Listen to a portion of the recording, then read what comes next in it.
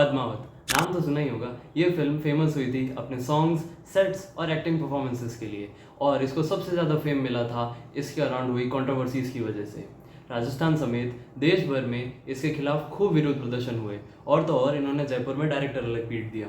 तो क्या हुआ, क्यों हुआ, सच्चा इतिहास क्या है, फिल्म में क्या बताया गया, इस फिल्म को लेकर मेरा क्या रिव्यू है, आज हम देखेंगे इन आवर टुडेज वीडियो।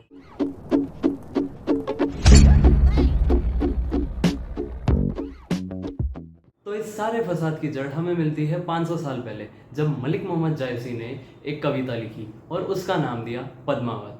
कवियों की एक बहुत प्रिय आदत होती है एग्जैजरेशन, और बस वही यहाँ पर भी हुआ। जायसी ने एक घटना उठाई, दिल्ली के सुल्तान का चित्तौड़ के राजा पर हमला करना, उनका उससे लड़ते हुए शहीद हो जाना, उनकी रानी का जौहर करना, और इस सब को लेकर उसने एक फेरी टेल रच दी कि एक सिंगल द्वीप था, उसके राजा गंधर्व सेन थे, उनकी बेटी पद्मावती थी, उनके पास एक हीरामन नाम का तोता था। उस तोते ने उनकी तारीफ जाकर चित्तौड़ के राजा रतन सेन से करी थी। रतन सेन शादी का प्रस्ताव लेकर सिंगल देश आए और उन्हें रानी बनाकर चित्तौड़ लिया है। चित्तौड़ में एक राघव चेतन नाम का ब्राह्मण था, जिसने रानी की तारीफ जाकर दिल्ली के सुल्तान खिलजी से करी। इस बात पर वो चित्तौड़ चढ़ाया। राजा रतन सेन युद्ध करते हुए शहीद हो गए और उनकी रानी सती हुई। इस कहानी में तोता, मैना, राघव, चेतन सब मनगढ़ंत है। अब आते हैं मिस्टर बंसाली पर। इनकी फिल्म मोस्टली इंस्पायर्ड थी जैसे कि इसी पोएम पद्मावत से, और इसके अलावा इसमें दो और कंट्रोवर्शियल सीन्स थे। पहला द घूमर सॉन्ग और दूसरा कांच वाला सीक्वेंस। घूमर सॉन्ग में महारानी के कैरेक्टर ने according to Rajput norms inappropriate clothing पहन रखी थी, जिसे बाद में डायरेक्टर को वीएफएक्स से सही करना पड़ा था।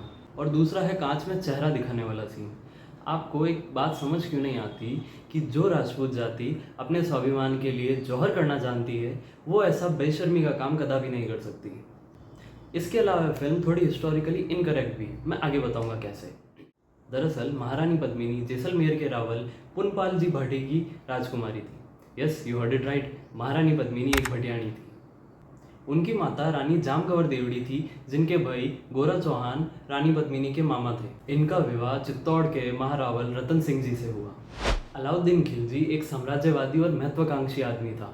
वो रणथंभौर और सिवाना के दुर्ग जीतकर चित्तौड़ पर आया था। वो यहाँ से अपनी बाउंड्रीज मालवा और गुजरात तक एक्सपैंड करना चाहता था। चित्तौड़ चढ़ने में असफल होने के कारण वो दुर्ग के चारों ओर एक पड़ाव डालकर बैठ गया। 6 माह तक इंतजार करने पर भी कुछ न होने की वजह से उसने चित्तौड़ एक संधि प्रस्ताव भेजा। वो एक बार गढ़ पर आना चाहता था। चित्तौड़ ने प्रस्ताव स्वीकार किया और वापस जाते समय रतन सिंह जी भारतीय सभ्यता के तहत उसे द्वार तक छोड़ने गए। वहीं उसने धोखा देकर रतन सिंह जी को बंदी बनवा लिया। अब यहाँ पर फिल्म गलत हो जाती है। उसमें दिखाया गया है कि खिलजी रतन सिंह जी को दिल्ली लेकर जाता है, जबकि वास्तविकता में वो उन्हें अपने कैंप यानी पड़ाव पर लेके जाता है, जो उसने कीरखेड़ा नामक स्थान के आसपास डाला था, जो चित्तौड़ से बस 5-7 किलोमीटर दूर है। और दूसरी सबसे बड़ी मूर्खता की बात यह है कि फिल्म में दिखाया है कि रानी स्वयं दिल्ली जाती है।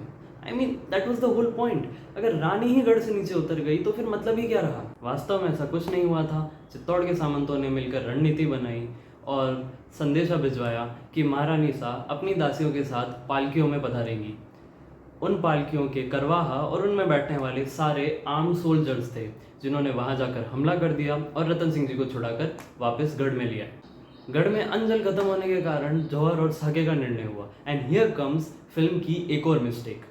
फिल्म में यह दिखाया गया है कि साका जौहर से पहले हुआ है, जबकि वास्तविकता में हमेशा जौहर पहले होता था और साका बाद में। जौहर और साका दो शब्दों का एक वाक्य है। क्या है? जौहर और साका दो शब्दों का एक वाक्य है। एक शब्द है जौहर और दूसरा शब्द है साका।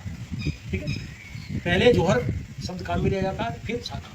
बहुत सारे इतिहासकार और बहुत सारे जो अपनी धर्म और संस्कृति को समझते नहीं है, वो ये कहते हैं साहब युद्ध होता था, युद्ध में सैनिक मर जाते थे और फिर वो नहीं बचते थे, तो जो उनकी स्त्रियां बचती थी वो उनके साथ जिंदा जल जाती थी। ये नहीं है।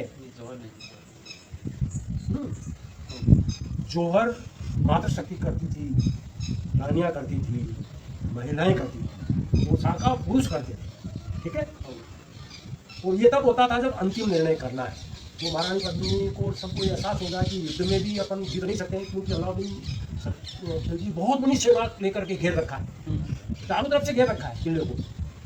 अब अपने पास सीमित संसाधन है, सीमित सेना है, कम सेना है, तो अपन युद्ध करके उनसे जीत नहीं सकते। ठीक है, अब क्या करना चाहिए कि अब जीत नहीं पाएंगे, कल युद्ध होगा, सब युद्ध के लिए चले जाएंगे तो पीछे मातृशक्ति महिलाएं एक भी मतलब बच जाएगी। तो फिर ये जो मुगल आक्रांता जो होते थे वो अत्याचार करते थे महिलाओं पे, बच्चों पे, उनको गुलाम बना के रखते थे, और ऐसी इनकी संस्कृति है और ऐसा करते हैं। और अपने जो वृद्ध पुरुष हैं उनको भी मार देंगे ऐसा करने की। तो उन्होंने कहा हम जोहर करेंगे। तो क्या फिल्म में सब कुछ बेकार ही था? वेल नहीं, ये फिल्म मुझे ओवरऑल अच्छी लगी, और स्पेशली ये वाला आइकॉनिक सीन, उसके अलावा क्लाइमैक्स का बैटल सीन और ये जौहर वाला शॉट। वैसे इन सारे आंदोलनों में डायरेक्टर का भी एक ईविल था। यूं तो ये लोग फिल्म प्रमोशंस के लिए पानी की तरह पैसा बहाते हैं, और यहाँ पर सड़कों पर फ्री में प्रमोशंस हो रहे थे। वीडियो की रिसर्च करते हुए मुझे एक पाकिस्तानी पॉडकास्ट का शॉट मिला था। अलाउद्दीन खिलजी वो इतना पढ़ा लिखा और मतलब एक सोफिस्टिकेटेड सेंट्रल एशियन कांकरर्स, बहुत सोफिस्टिकेटेड, वो बेसिकली वर्ल्ड सुपर पावर थे उस वक्त, सबसे पढ़े लिखे और मुअज़्ज़ज़ माशरे के थे। अगर ये लोग इस इंसान को स्कॉलर समझते हैं तो नो वंडर आपकी इकोनॉमी के ये हाल है। खैर, यही था इस वीडियो के लिए। आपको ये वीडियो कैसा लगा ज़रूर बताना। बाय द वे, इस वीडियो की रिसर्च के लिए एक बुक टाइटल्ड राष्ट्रीय गौरव दुर्गराज चित्तौड़ ने मेरी बहुत हेल्प करी है, तो make sure to go check it out. और बाकी वीडियो पसंद आया तो इसे लाइक कर देना, चैनल को सब्सक्राइब कर देना, वीडियो शेयर करना। मैं जल्द लौटूंगा अगला वीडियो लेकर, तब तक के लिए जय हिंद जी की।